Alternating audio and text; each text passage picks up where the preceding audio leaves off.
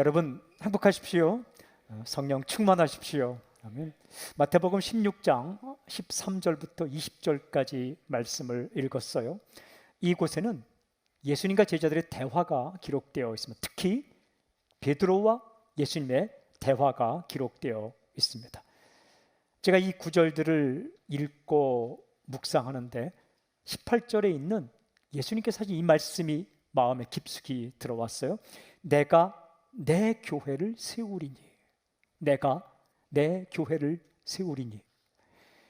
제가 예수님의 이 말씀을 몇 번이고 읽고 묵상하면서 함께 읽은 모든 본문을 계속 읽을 때 이런 마음을 성령님이 주셨어요. 교회는 예수님의 꿈이다. 교회는 예수님의 꿈이다. 오늘 메시지의 제목으로 정했습니다. 그렇습니다. 교회는 예수님의 꿈입니다. 예수님은 교회를 꿈꾸셨습니다. 교회를 세우셨습니다. 슬픔과 낭만과 절망의 이 땅 가운데 교회를 세우셨습니다. 마태가 전해주는 이야기의 선을 따라가면서 오늘 메시지를 듣겠습니다. 첫째 포인트, 교회가 무엇인가? 무엇이 교회인가? 첫째는 교회는 예수는 그리스도이시다라고 고백하는 사람들이다 라는 거예요. 교회에 대해서 예수님께서 말씀하시기 이전에 일어난 아주 중요한 사건이 13절부터 17절까지 기록되어 있습니다. 그것은 핵심이 무엇이냐? 베드로의 신앙 고백입니다. 어떤 고백이냐? 예수는 그리스도이시다라는 고백이에요. 여러분, 이 고백이 있는 곳에 교회가 있습니다. 교회는 건물이 아닙니다. 제도가 아닙니다. 예수는 그리스도이시다라고 고백하는 곳에 교회가 있다는 거죠. 먼저 13절 14절을 보세요. 함께 읽어볼까요? 함께 시작. 예수께서 빌립보 가이사랴 지방에 이르러 제자들에게 물어 이르시되 사람들이 인자를 누구라 하느냐 이르되 더러는 세례 요한, 더러는 엘리야, 어떤 이는 예레미야나 선지자 중에 하나라 하나이다. 예수님과 제자들이 가이사랴 빌립보 지방에 갔습니다. 그때 주님께서 이렇게 물었어요. 사람들이 인자를 누구라 하느냐? 인자는 예수님을 가리킵니다. 사람들이 나를 누구라 하지? 라고 물었어요. 이렇게 대답했습니다. 더러는 세례 요한, 더러는 엘리야, 어떤 이는 예레미야나 선지자 중에 하나라 하나이다. 사람들의 예수님에 대한 생각은 참 다양합니다. 그렇죠?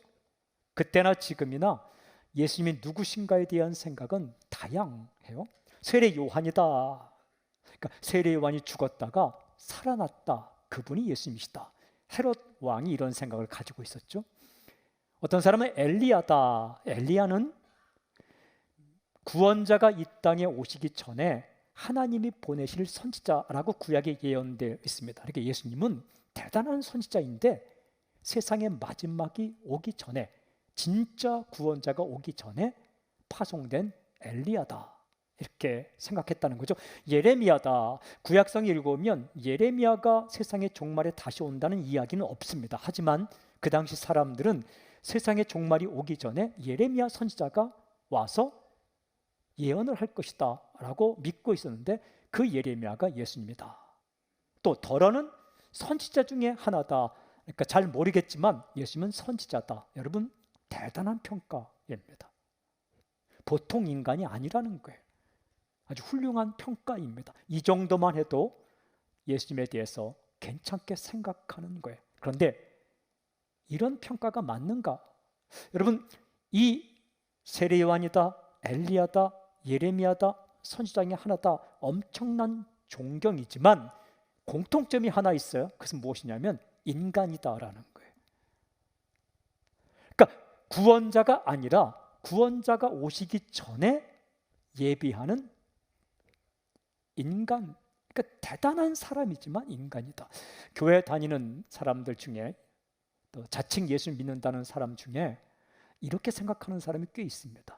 예수님 훌륭한 도덕론자지, 혁명가지, 이 땅에 아름다운 세상을 꿈꾼 그런 괜찮은 사람이지라고 생각한 사람이 있다는 거죠. 나쁜 생각은 아니에요. 물론 그런 분이에요. 하지만 완전한 평가일까? 아니라는 거예요. 예수님께서 이 이야기를 듣자마자 15절에 이렇게 물었습니다. 이르시되 너희는 나를 누구로 하느냐? 이 질문이 중요해요. 너희는 나를 누구로 하느냐? 지금까지 대답은요, 객관적인 대답입니다. 그냥 정보만 알면 할 수 있는 대답이에요. 하지만 너희는 나를 누구로 하는 이 질문은 고백이에요, 고백. 그럼 너는 나를 누구라 생각하지? 이 질문 앞에 서게 된 거죠. 이 질문 앞에 베드로가 대답했어요. 16절 시몬 베드로가 대답하여 이르되 주는 그리스도시요 살아계신 하나님의 아들이시니이다. 베드로가 대답했습니다. 주는 그리스도시요 살아계신 하나님의 아들이시니이다. 이 말씀에서 주는이라고 번역된 거는 당신은 이란 이름이에요. 헬라 원문에 보면 수라고 되어 있는데 정확한 뜻은 당신은, 그러니까 내 앞에 있는 당신은 그리스도시요. 그리스도는 기름 부음을 받은 자란 의미인데 기름 부음을 받았다는 것은 어떤 의미일까? 기름을 부었다는 건 어떤 의미일까? 구별했다라는 겁니다. 한자로 말하면 성, 거룩할 성자예요. 구별했다. 똑같은 물건이 있지만 기름을 바르면 구별된 물건이 되었는데 구별된 물건을 성물이라고 말합니다. 똑같은 솥단지가 있는데 그냥 여느 평범한 사람의 부엌에 있는 솥단지가 있고 거룩한 성전에 있는 솥단지가 있는데 성경을 읽으면 성전에 있는 솥단지는 기름을 발랐어요. 그러면 구별된 물건이 돼요. 성물이 돼요. 사람에게 기름을 부으면 구별된 사람이 되는데 하나님이 특별히 목적을 위해 따로 구별했다. 누구에게? 왕에게, 예언자에게, 제사장에게 기름을 부었습니다. 그러니까 그리스도라는 의미는 기름 부음을 받은 자. 히브리어는 메시아라고 말합니다. 똑같은 의미예요. 하나님께서 사람을 구하기 위해 수많은 사람 가운데 한 사람에게 기름을 부어서 구별했는데 그가 바로 구원자다. 그런 의미가 그리스도예요. 베드로가 예수님은 바로 하나님께서 구별하여 세우신 구원자입니다 라고 고백을 하는 거예요. 예수님이 세례 받으실 때 이러한 사건 가운데 성령께서 비둘기같이 이렇게 예수님 위에 내리시잖아요. 그게 수없이 많은 사람들 가운데 이 사람이 바로 내가 보낸 구원자다라는 것을 표하는 구별하는 사건이에요. 성령을 부어주셔서 구별하는 사건이죠. 그 베드로가 고백하는 것, 당신이 바로 구원자이십니다.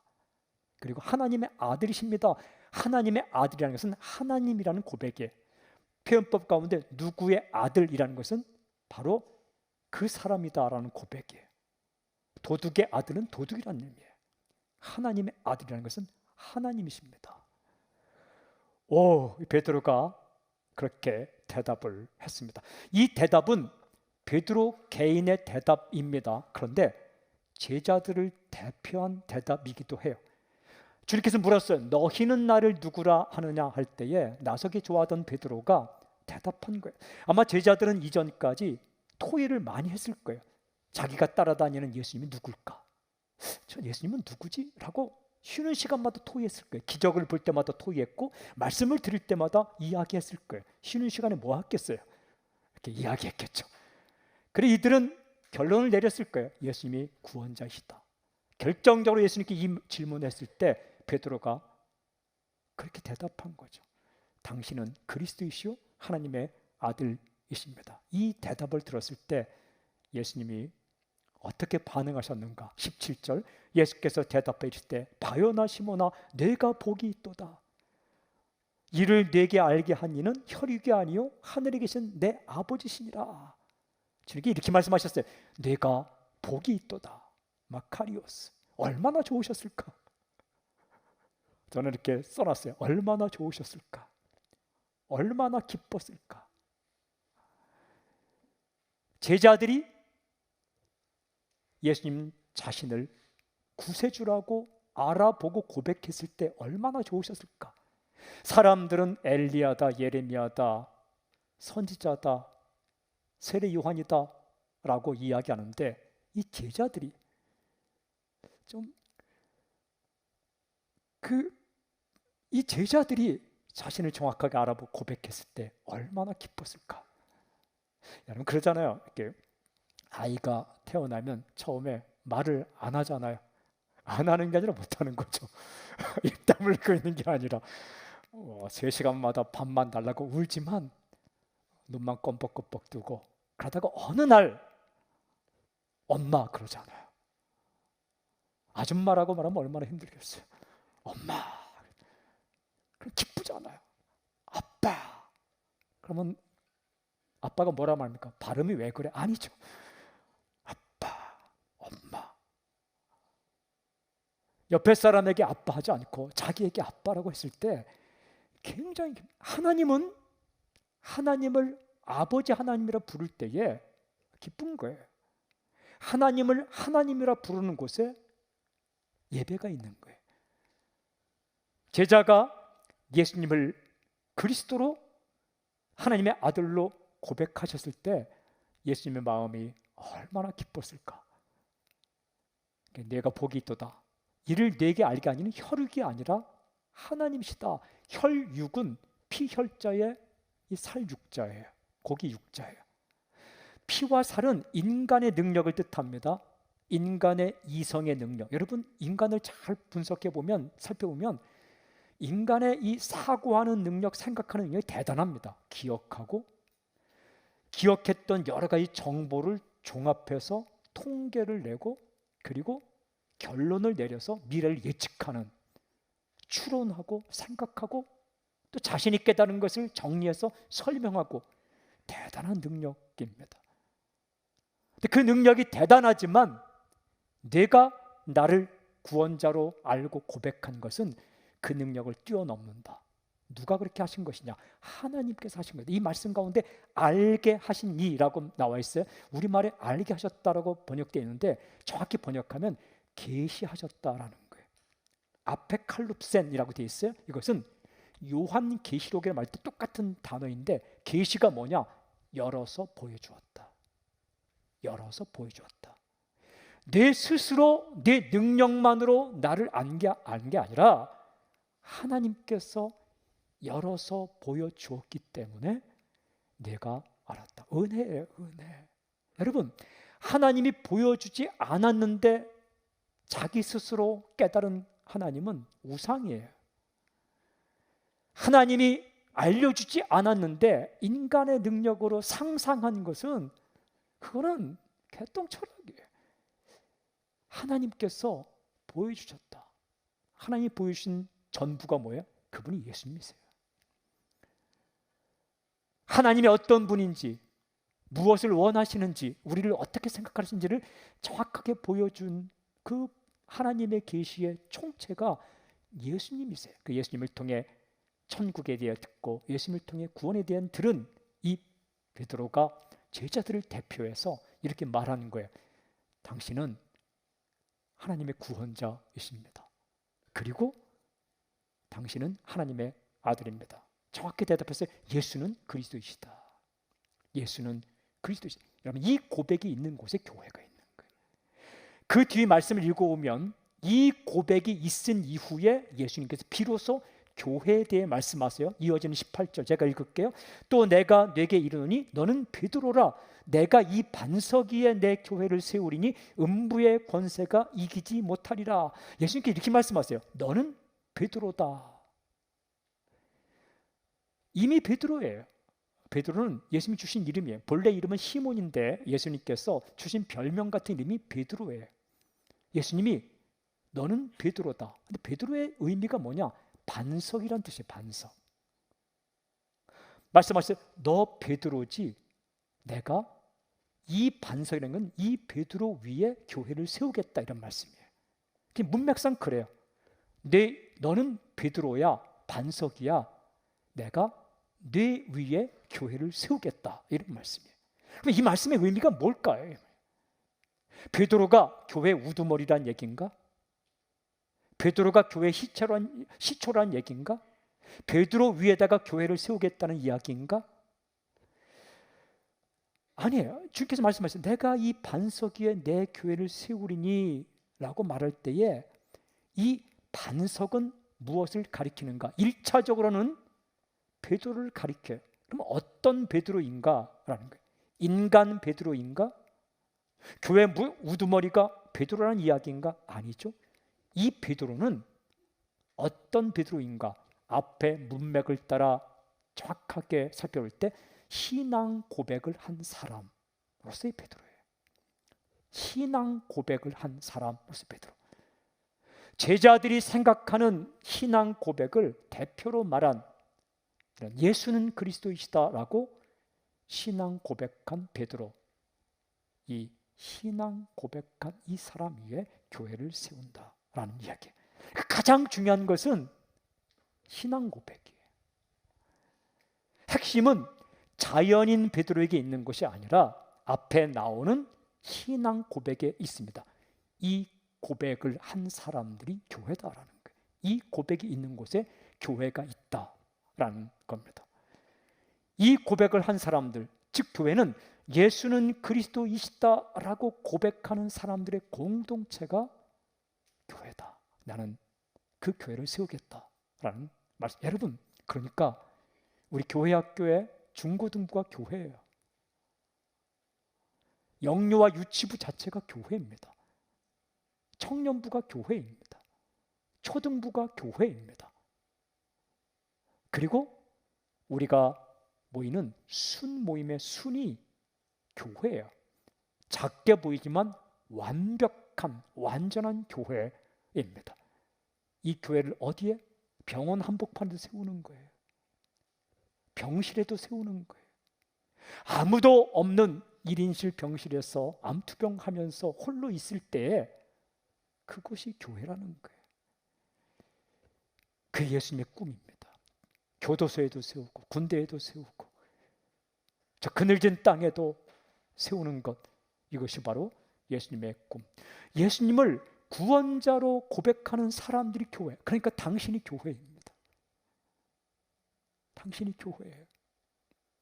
그래서 교회에서 하는 예배 찬양 가운데 여러 찬양이 참 많지만 가장 강력한 찬양이 뭐냐?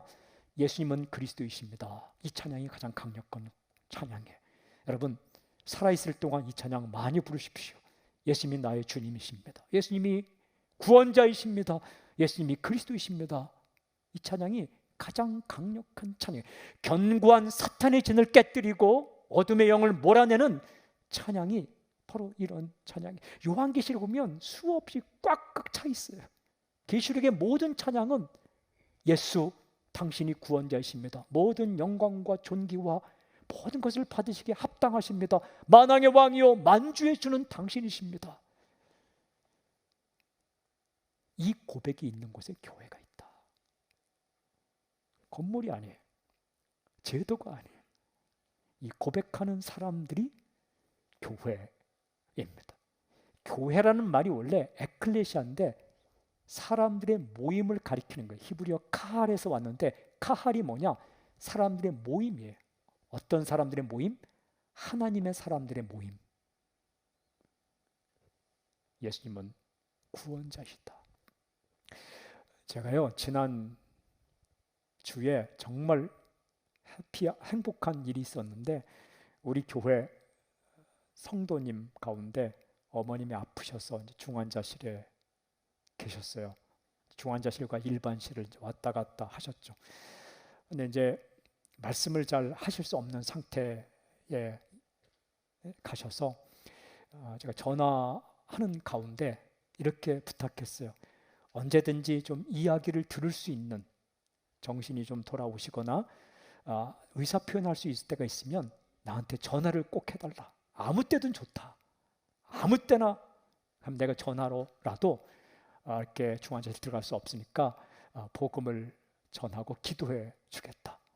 제가 나는 세븐일레븐이다 라고 말하고 싶었는데 그건 말하지 못하고 언제든지 전화 걸어달라 했는데 어느 날 제가 전화를 받았어요. 그래서 목사님 지금 시간 되세요? 시간 되지. 우리 어머님이 지금 이야기를 들을 수 있어요. 그래서 얼른 전화를 스피커폰을 켜라고 해서 제가 천국 이야기, 예수님 이야기 복음 이야기를 차근차근 했어요. 하기 전에 어머님 제 소리가 만약 들리면 목소리는 낼 수 없지만 손가락을 좀 들어서 표현해 주세요. 손가락을 우리 어머니가 손가락 드셨어요. 그러면 됐다고. 그러면 제가 이야기하는 동안에 계속 손가락을 표현해 달라고. 그래서 이제 이렇게 예수님을 전했더니 손가락 표현하고, 그러면 예수님을 마음에 영접하기로 기도하겠냐고. 그렇게 하겠다고. 그래서 예수님을 영접하는 기도를 하고 제가 이렇게 축복기도 전화로 해드렸어요. 그리고 한 이틀 전에 선물을 받았어요. 샤인 머스켓 포도. 빛나는 포도였어요. 고맙다고 살아가는 마음으로 저는 그 포도를 정말 이렇게 즐겁게 가지고 우리 집에 가져갔어요. 갖다 놨는데 빛이 나더라고요. 알맹이도 크고 파랗게 나는 포도다. 근데 기뻤어요. 왜냐하면 복음이 전했고 그곳이 교회인 거예요. 그 집에 지금 태어나셨다. 그런데 이 마지막 기도할 때 낼 수 있는 모든 힘을 다해서 아멘 하시더라고요. 전화기 소리로 아멘. 그래서 그 이야기를 오늘 일부 예배 때 제가 했어요. 그랬더니 오늘 일부 예배 참석한 젊은 자매 가운데 교회를 처음 나왔대요. 그런데 복도에서 사람들 쭉 나가는 인사를 하는데 옆에 있는 분이 제 제자입니다. 대학생인데 교회를 나왔어요. 그런데 영접기도 하고 싶어 합니다. 그 영접기도 얘기를 듣고 이게 얼마나 좋은 기회예요. 그래서 성경을 갖고 오라고. 성경을 가져와서 요한복음 1장 12절을 읽고 복음을 전하고 이 기도를 하겠냐고. 믿는다는 것은 받아들이는, 웰컴하는 거다. 그냥 예수님을 웰컴하는 게 믿는 거다. 그러니까 이 자매가 죽음에 대한 생각을 많이 했대요. 두렵기도 하고. 내가 초등학교 때 나도 그 생각 많이 했다. 대학생 시절에 철학을 전공하면서 죽음에 대해 내가 참 많이 생각했다. 그러나 죽음을 이기는 방법은 다른 게 없다. 생명이 와야 된다. 그래서 쭉 설명했어요. 예수님이 생명이신데 예수님이 내 안에 들어오면 죽음의 공포를 이길 수 있고 죽음을 이길 수 있다. 우리는 한 번 죽지만 생명이 안에 있기는 살아난다. 이 얘기를 했어요. 그리고 제시했는데 영접기도 했어요. 저 로비가 교회인 거예요. 예수는 그리스도이시라고 고백했어요. 우리 저 로비가 교회인 거예요. 오늘 그 자매에게 집중하느라고 일부 예배 때 왔다 가시는 분들은 인사를 못했어요. 괜찮아요. 괜찮진 않아요. 아쉬워요. 하지만 저 로비가 교회인 거예요.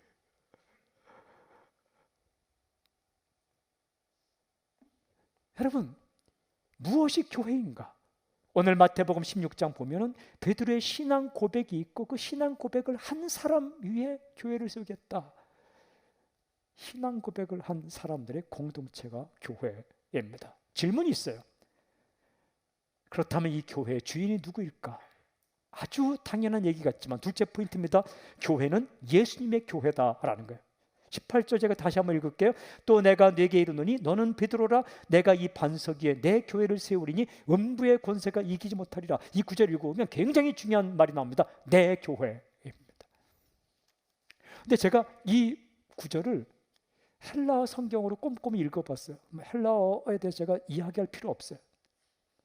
가끔 이야기하죠. 그런데 보통 쓰는 표현은 이렇습니다.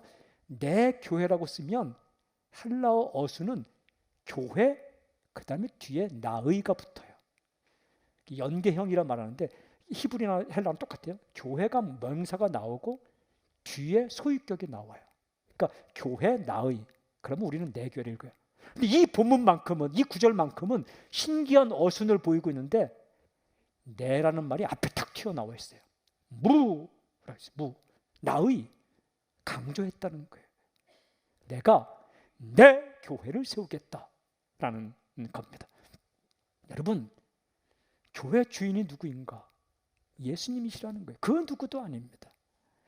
에베소 1장 22절 보면 또 만물을 그의 팔 아래 복종하게 하시고 그를 만물 위의 교회의 머리로 삼으셨나이다 느니라. 교회 머리가 오직 예수님이시다. 그 예수님이 이렇게 말씀하셨어요. 내가 내 교회를 세우리니. 그래서 교회를 세우시는 분은 예수님이세요.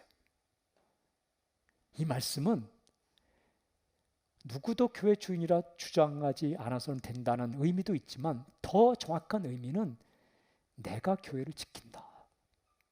사랑하는 여러분, 성도가 교회라면 너는 내 사람이다, 이런 말씀이에요. 너의 주인은 다른 사람이 아니다. 사랑하는 여러분, 다른 사람이 당신의 인생에 대해서 뭐라 해도 너무 신경 쓰지 마세요. 어떤 사람이 와갖고 에이 지나가다가 그냥 돌뿌리에 채라 해도 신경 쓰지 마세요. 그 사람이 인생을 주관하는 거 아니에요. 시골 갔는데 천하대장군 지혜여정군이 서 있다. 그러면 나무네 하고 지나가지 너무 기분 나빠하지 마세요.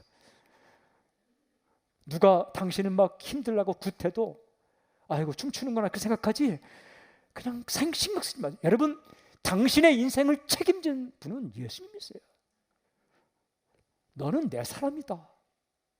근데 정말 예전에 미팅 해보셨어요? 5대5 미팅. 옛날 이야기네, 옛날. 그러면 미팅을 가면 소지품을 내놔요, 이렇게. 그러면 꼭 다섯 명 가운데 자기 마음에 드는 사람이 한두 명 있잖아요. 뭘 원합니까? 저 사람이 내 지갑을, 내 손수건을 잡았어. 뭐 이런 거 있잖아요. 그 소지품을 잡는 사람과 이제 이렇게 혹시 아시나요? 모르면 상관없고. 근데 정말 마음에 드는 사람이 자기 소지품을 딱 잡았어요. 근데 이야기해 보니까 말하는 스타일도 너무 멋있고, 그리고 생각하는 것도 맞고, 그냥 웃는 모습도 말하는 모습도 너무, 자장면을 먹는데 막 무치면 터프하게 보이고 멋있게 보이고 막 그래요. 근데 그 사람이 내게 딱 이야기하기를 애프터 신청을 하면서 이제부터 너는 내 사람이다 하면 기분 좋을까 안 좋을까요? 좋은 거죠. 근데 마음에 안 드는 사람이 갑자기 와서 너는 내 사람이다, 힘든 거죠.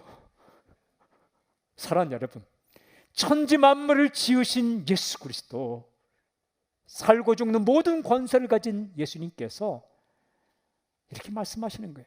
교회는 내 교회다. 예수는 그리스도이시라고 고백한 성도를 향해 너는 내 사람이다. 무슨 의미입니까? 내가 책임진다는 거예요. 먹고 사는 것, 이 땅에 살아가는 것, 한 번 죽지만 영원히 사는 것, 내가 책임지겠다. 요한계시록을 읽어보면, 요즘 우리가 성경 강의 요한계시록 하잖아요. 개인적으로 굉장히 은혜가 있습니다. 요한계시록 읽어보면 1장에 살아계신 예수님의 모습을 보여주는데 이런 구절이 나와요. 1장 12절 13절, 7 금촛대를 보았는데 촛대 사이에 인자 같은 이가, 인자 같은 이는 예수님을 가리킵니다. 인자는 사람이라는 거예요. 사람처럼 생기신 분은 예수님을 가리키는데 예수님이 어디에 계시는가라는 거예요. 도대체 예수님이 어디에 계시는가? 보니까 촛대 사이에 계셨다. 촛대는 무엇을 의미하는가? 1장 20절, 내가 본 것은 7 금촛대라. 7 촛대는 7 교회니라. 예수님은 어디 계시는가? 교회 안에 계시다. 교회가 누구인가? 예수를 그리스도라 고백하는 사람들, 바로 예수님은 당신과 함께 계시다라는 거예요. 여러분, 요한계시록이 쓰여질 당시는 순교의 시대입니다.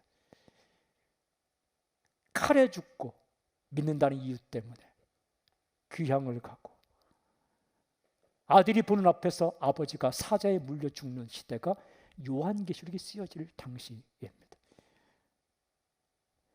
성도들의 생각은, 질문이 무엇이냐? 도대체 예수님은 어디에 계실까? 하늘에 계실까? 주님은 이 말씀을 통해 예수님은 성도와 함께 계시다는 거예요. 울고 있는 그 성도와 함께 계시고, 죽어가는 그 성도와 함께 계시고, 아파할 때, 힘들 때, 어려울 때 그 촛대 사이에 부지런히 움직이는 예수님처럼 그 교회와 함께, 성도와 함께 계시다. 사랑하는 여러분, 아무도 없는 것처럼 아무도 보이지 않는 그때에도 주님은 당신과 함께 계시는 거예요. 그리고 당신을 꽉 붙들고 계십니다. 그래서 어떻게 된다고요? 이렇게 말씀하십니다. 음부의 권세가 이기지 못하리라. 주님이 붙들고 있기 때문에, 성도는 내 성도이기 때문에 음부의 권세가 이기지 못한다. 음부의 권세라는 말로 번역된 말은 음부의 문이에요. 음부는 어디를 가리키는가? 죽은 사람들이 있는 곳, 즉 죽음이에요. 그 음부의 권세라는 것은 죽음의 권세라는 의미예요. 죽음의 권세가 성도를 이기지 못한다. 여러분, 이 땅의 권세 가운데 가장 큰 권세가 뭘까요? 대통령의 권세도 대단합니다. 경찰의 권세는 대단합니다. 부자의 권세도 대단합니다. 여러분, 장사의 권세도 대단합니다. 힘센 사람의 권세도 대단합니다. 하지만 모든 세상의 권세를 무너뜨리는 권세가 죽음의 권세입니다. 다 죽습니다. 죽음 앞에 장사 없습니다. 죽음 앞에 부자 없습니다. 죽음 앞에 세상 권력자 없습니다. 죽음 앞에 젊음도 없습니다. 그런데 그 강력한 죽음의 권세도 성도를 이기지 못한다. 계시록 읽어보면 계시록 17장 14절 이렇게 되어 있습니다. 그들이 어린 양과 더불어 싸우려니와 어린 양은 만주의 주시오 만왕의 왕이심으로 그들을 이기실 터이요 또 그와 함께 있는 자들 곧 부르심을 받고 택하심을 받은 진실한 자들도 이기리로다. 주님이 승리하셨기 때문에 주님의 교회가, 주님의 성도가 반드시 이길 것이다. 사랑하는 여러분, 우리가 한 번 죽습니다. 반드시 한 번은 죽어요. 하지만 그 육체적인 죽음이 우리를 무너뜨리지 못한다. 왜? 우리 안에 예수님이 계시기 때문에. 계시록을 읽으면 14장 13절에 주 안에서 죽는 자가 복이 있다. 죽음이 어떻게 복이 됩니까? 그런데 주 안에 있으면 죽음도 복이 된다. 주님 안에 있으면 그 죽음의 세력이 우리를 무너뜨리지 못하기 때문에 다시 살아날 것이기 때문에 주 안에 있으면 죽음도 마침점이 아니라 쉼표고 새로운 생명으로 태어나는 과정일 뿐이다. 죽음의 권세가 절대로 교회를, 죽음의 권세가 성도를 이기지 못한다. 어둠의 세력들이, 어둠의 생각들이, 죽음의 생각들이 결코 성도를 무너뜨릴 수 없다. 왜? 내 교회이기 때문에 그런 거예요. 예수님께서 꽉 붙들고 있기 때문에 그런 겁니다. 사랑하는 여러분, 성도를 지키는 분은, 교회를 지키는 분은, 세우시고 지키는 분은 예수님이십니다. 당신이 살다가 홀로 있을 때에도 주위를 둘러보면 아무도 보이지 않는 것 같지만 주님은 거기 계십니다. 예수님은 어디 계시는가? 교회 사이에 계십니다. 예수님은 어디 계시는가? 교회가 있는 곳에 계시는 거예요. 예수님은 어디에 계시는가? 성도가 있는 곳에 계시는 거예요. 당신이 울고 있을 때, 힘들어할 때 주님은 떠나지 않아요. 사람은 어떤 사람이 형편이 어려워지면 떠날 수도 있어요. 물론 좋은 사람은 안 떠나지만 실패하고 실수하면 떠날 수도 있어요. 세상이 그래요. 그리고 지겨워지면 떠날 수도 있어요. 하지만 주님은 떠나지 않아요. 교회는 주님의 교회이기 때문에 그런 거예요. 한 가지 마지막 질문이 있어요. 그 교회에게, 성도에게 무엇을 주셨을까? 성도가 받은 권세는 무엇일까? 교회에 주신 권세는 무엇일까? 셋째 마지막 포인트입니다. 교회는 천국 열쇠를 받았다라는 거예요. 여러분 19절 말씀 우리 함께 읽어볼까요? 19절 시작. 내가 천국 열쇠를 네게 주리니 네가 땅에서 무엇인지 매면 하늘에서도 매일 것이요 네가 땅에서 무엇인지 풀면 하늘에서도 풀리리라 하시고, 주님께서 교회에게 이렇게 말씀하셨어요. 내가 천국 열쇠를 네게 주리니, 천국 열쇠를 주었다. 그러니까 천국을 열 수 있는 키를 주셨다. 열쇠가 뭡니까? 열고 닫는 거예요. 엄청난 권세입니다. 금고 하나만 열고 닫아도 대단한 권세입니다. 금고의 비밀번호만 알아도 대단한 권세입니다. 그런데 천국을 열고 닫을 수 있는 권세를 주셨다. 도대체 무슨 말씀일까? 우리가 어떻게 천국을 열고 닫아요? 주님께서 설명해 주셨어요. 바로 이어지는 말씀, 뇌가 땅에서 무엇인지 매면 하늘에서도 매일 것이요 뇌가 땅에서 무엇인지 풀면 하늘에서도 풀리리라. 뇌가 땅에서 매면 하늘도 매일 것이고 뇌가 땅에서 풀면 하늘도 풀릴 것이다. 이 말씀하셨어요. 이게 천국 열쇠다. 도대체 이게 무슨 말씀일까? 여러분, 여기서 매다 풀다라는 것은 아주 특별한 용법인데 그 당시 있는 책들을 다 읽어오면 율법 학자가 하나님의 율법을 잘 풀어서 설명해 주는 것을 말할 때 매다 풀다 이런 거예요. 오늘날 말하면 목회자가 이 성경 말씀을 잘 풀어서 설명할 때 이해가 잘 되게 하면 푸는 것이고 이해가 안 되게 이상하게 말하면 맨다라는 거예요. 그 당시 바리새인들은 율법을 맸죠. 엉뚱하게 가르쳐서 주의 하나님의 말씀에 정확한 뜻으로 갈 수 없게 만들었죠. 근데 예수님은 풀었죠. 그것을 열쇠라고 표현한 거죠. 그런데 천국 열쇠가 무엇인가? 천국을 전해주는 권세를 가리키는 거예요. 이 권세를 교회에게 주었다는 거예요. 사랑하는 여러분, 세상의 어느 곳에 가서 천국 이야기를 들을 수 있을까요? 세상에 누가 천국 이야기를 할 수 있을까요? 물론 파라다이스 이야기는 하지만 그것은 인간이 상상한 낙원이지 하나님께서 말씀하시는 진짜 천국은 아니죠. 하나님께서 계획하시고 하나님께서 설계하시고 하나님께서 지으시고 하나님께서 지금 주인으로 계신 진정한 천국, 그 빛의 나라, 그 이야기를 누구에게 들을 수 있을까요? 교회, 성도에게 들을 수 있다. 그 이야기를 해줄 수 있는 권세를 당신에게 주셨다는 거예요. 사명이자 특권입니다. 여러분, 교회가 잠잠하면 어디 가서 천국 이야기를 들을 수 있을까요? 당신이 잠잠하면 당신 가족 가운데 누가 천국의 이야기를 들을 수 있을까요? 그 이야기를 전해줄 수 있는 특권을, 그 권세를 세상에 수없이 많은 사람들이 있지만, 똑똑하고 소유가 많은 사람도 있지만, 예수는 그리스도이시라고 고백한 사람, 그리고 예수님께서 딱 붙드시는 그 사람에게 주셨다라는 말씀. 그런데 오늘 이 말씀 참 벅차게 읽다가 바로 붙어 나오는 말씀이 좀 이상해요. 뭐냐면 바로부터는 20절 이렇게 돼 있어요. 이에 제자들에게 경고하사 자기가 그리스도인 것을 아무에게도 이르지 말라 하시니라.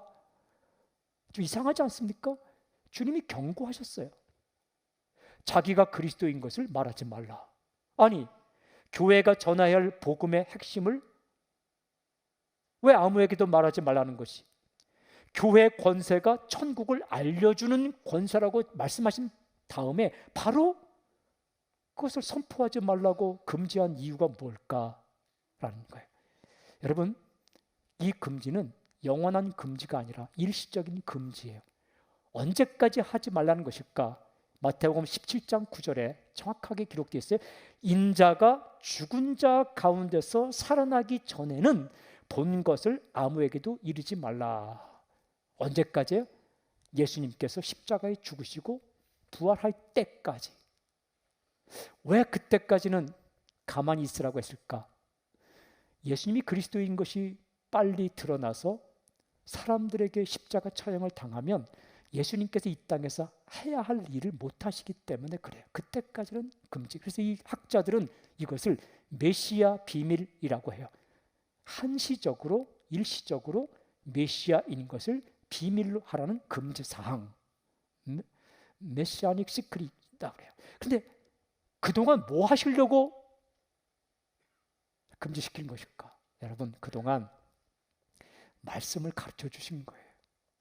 만약에 예수님께서 오셔서 나는 그리스도다, 믿으면 생명, 끝 했다면 우리가 이 땅에서 어떻게 사랑하며 살아야 될지, 마태복음 5장, 6장, 7장의 산상보험 같은 주옥 같은 인생의 말씀들 어떻게 우리가 들을 수 있겠어요? 주님께서 제자들에게 인생을 살아가는 법과 정말 아름답게 살아가는 법들을 가르칠 시간이 필요한 거예요. 또 한 가지는 예수님께서 아픈 자, 힘든 자 이걸 보여주면서 고쳐주면서 하나님을 보여줄 시간이 필요한 거예요. 예수님께서 말씀하셨어요. 나를 본 자는 하나님 아버지를 보았느니라. 그러니까 하나님을 본 사람이 없지만 하나님이 어떤 분인가를 보여주신 분이 예수님이세요. 여러분, 사람들은 신을 감정이 없는 존재로 상상해요. 철학자들은 신에 대해서 무감정의 신, 그러나 하나님은 감정이 있는 걸 넘어서 얼마나 마음 아파하는지 몰라요. 예수님께서 어려운 사람 보면 불쌍히 여기셨어요. 이분이 하나님이에요. 여러분, 당신이 아플 때 하나님이 얼마나 아파하시는지, 하나님이 어떤 분인가를 예수님께 삶으로 보여주는 시간이 필요한 거예요. 그래서 우리에게는 성경이 주어졌어요. 우리가 어떻게 살아야 될지, 예수님은 어떤 분인지, 하나님은 어떤 분인지, 천국은 어떤 곳인지를 알게 된 거죠.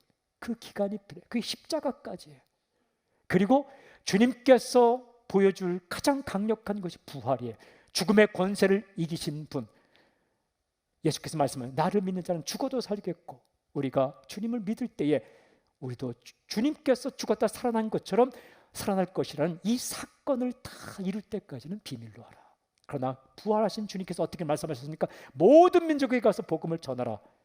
이때부터 너희의 시간이다. 여러분, 이때부터 교회 시간입니다. 주님께서 오신 그때부터 메시아 주님이 구름 타고 다시 오시는 이 시간이 교회 시간이고, 우리에게는 기회의 시간이고 은혜의 시간이며 사명의 시간인 거예요. 이때 무엇을 할 것인가? 천국을 풀어주는 권세를 교회에게 주셨다 라는 거예요. 에베소 3장 9절 10절, 영원부터 만물을 창조하신 하나님 속에 감추어졌던 비밀의 경륜이 어떠한 것을 드러내게 하려 하심이라. 이는 이제 교회로 말미암아 하늘에 있는 통치자들과 권세들에게 하나님의 각종 지혜를 알게 하려 하심이니, 하나님의 비밀, 하나님의 지혜를 알리는데 어떤 방법을 쓰셨는가? 교회로 말미암아. 여러분, 가만히 생각하면 이거 굉장히 비경제적인 방법이에요. 하나님이 당신을 통해 뭘 믿고 기다려 주신다는 얘기입니까? 전도하라 하면 바쁜데요. 이 마태복음 20장에 보면 결혼한 지 얼마 안 됐습니다. 밭을 샀는데 밭 갈아야 합니다. 그 얘기 나오잖아요. 소를 샀는데 소 먹여야 됩니다. 할 일이 많은데요. 늘 도망치기를 꿈꾸는 그런 사람들 뭘 믿고 다른 방법을 좀 쓰시지? 왜 하필이면 그런 예수를 그리스도로 고백하는 그 불편한 사람들을 통한 방법을 선택하셨을까요? 천지 만물을 지을 때 하나님은 6일밖에 안 걸렸어요. 이 엄청난 세계를 만드는데 6일밖에 걸리지 않는 하나님께서 방법 쓰시면 세상 확 뒤집어 엎고 엄청난 기적을, 두려움과 공포를 몰아넣고 너희들 나 안 믿으면 큰일 나, 믿으면 살려줄게 했다면 하루만 해도 그냥 다 하실 수 있는 일을, 요나서 보면 요나가 3일 길을 다녀야 되는데 하루만 선포해도 12만 명 전체 니느웨 성읍이 회개케 만드는 하나님께서 능력이 없으신가요? 왜 이렇게 틈만 나면 도망가려고 하는, 삐지기는 얼마나 잘 삐져요 성도들이. 상처는 얼마나 잘 받아요. 변덕을 얼마나 잘 부려요. 그런 성도들을 사용하여 천국을 알려주는 방법을 택하셨는가? 나중에 물어보세요. 천국 가서. 하나님의 방법이에요. 근데 이것이 예수 그리스도 사건 안에 비밀이, 해답이 있어요. 사랑하는 여러분, 하나님께서 인간을 구하기 위해서 예수님을 어떻게 보내셨는가? 인간으로 보내신 거예요. 왜? 인간과 말이 통해야 되니까. 하나님이 하나님 자체로서 인간과 말하면 말이 안 통해요. 우리가 아이들과, 오늘 보니까 아기가 왔을 때 제가 그 아기가 왔는데 이렇게 유모차에 있는데 제가 이렇게 말했습니까? 너는 인생의 본질이 무엇이나 인식하느냐? 오늘 너의 인생의 유지를 위해서 조식을 먹었느냐? 안 물어봤어요. 어떻게 하냐면 이렇게 한 거예요. 아이의 언어. 그랬더니 그 아이가 이렇게 하더라고요. 통하는 거예요. 하나님의 방법이 그런 거예요. 인간에게는 인간의 언어로 통할 수 있는 거예요. 그 당신을 사용하는 거예요. 아픈 자에게는 의사 선생님과 간호 선생님 한마디가 얼마나 중요한지 몰라요. 나는 의사 선생님들 가운데 설명을 잘해주는 선생님이 참 좋더라고요. 교도소에는 간수 한 명이 잘해주면 이야기가 통하는 거예요. 학교에는 선생님과 통하는 거예요. 하나님은 사람을 구하기 위해서 예수님을 사람으로 보내신 것처럼 수많은 사람들을 구하기에 수많은 형태의 사람들을 선택해서 당신을 보내신 거예요. 여러분, 당신이 누군가에게 필요해요. 나 같은 사람의 이야기를 누가 들을까? 아니에요. 뭐 똑똑하고 논리적인 이야기만 사람이 듣는 게 아니에요. 골치 아파서 못 들을 때도 있어요. 그러나 쉬운 사랑의 언어로 나갈 때 들리는 사람이 있는 거예요. 어떤 사람이는 앞뒤 딱 떼고 나 너 좋아해 교회가 이 한마디가 들리는 사람도 있는 거예요. 하나님은 당신을 통해 천국이 전해지고 구원받는 도가 전해지는 방법을 선택하셨어요. 그게 바로 당신이에요. 그러니까 당신이 예수님의 꿈입니다. 사랑하는 여러분, 교회는 예수님의 꿈입니다. 그리고 교회는 주님의 교회예요. 주님께서 끝까지 붙드세요. 염려하지 마세요. 당신을 붙드세요. 그리고 당신에게 천국의 열쇠를 주셨어요. 저는 우리 사람 살리는 교회가 주님을 굳게 잡고 주님 오시는 그날까지 이 천국 열쇠의 권세를 가지고 복음을 쉽게 풀어주고 전하는 그런 아름다운 교회로 늘 서 있기를 저는 선포합니다. 사랑하는 여러분, 저는 당신의 인생을 축복합니다. 두려움과 근심과 낭망에 쌓여있는 사람마다 오늘 나는 예수님의 사람이다, 내 인생에 주는 예수님이라는 확신 때문에 오늘 소망이 넘치고 희망이 넘치고 다시 한번 하늘의 능력이 넘쳐서 달려가는 놀라운 역사가 있을지어다. 당신을 통해 천국이 전해지는 놀라운 사건이 있을지어다. 우리를 택하시고 교회를 세우시고 우리에게 천국에서 주신 주님을 찬양합니다. 할렐루야. 주를 높여 드립니다. 주님을 경배합니다. 할렐루야. 아멘.